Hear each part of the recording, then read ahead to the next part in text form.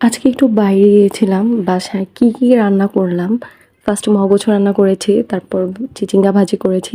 এগুলো নিয়েই থাকবে আজকের ভিডিও। হ্যালো এভরিওয়ান, আসসালামু আলাইকুম। Welcome back to my new blog. ফার্স্টে আমি এখানে তেল গরম করে এখানে পেঁয়াজ কুচি দিয়ে দিয়েছি, তারপর দিয়ে দিলাম কাঁচামরিচ। এখন স্বাদ মতো লবণ আর হলুদ গুঁড়ো দিয়ে দিব। পেঁয়াজের সাথে লবণ আর হলুদ গুঁড়োটা একটু ভাজা ভাজা করে নিব, নাড়াচাড়া করে। তারপর এখানে আমি দিয়ে দিব যে চিচিঙ্গাগুলো কুচি করে রেখেছি, সেগুলো এখন দিয়ে দিব। দিয়ে ভালো করে নাড়াচাড়া করে যাতে মশলাটার সাথে চিচিঙ্গাটা ভালো মতো লেগে যায়, তারপর আমি 5 মিনিটের জন্য ঢাকা দিয়ে রেখে দিব।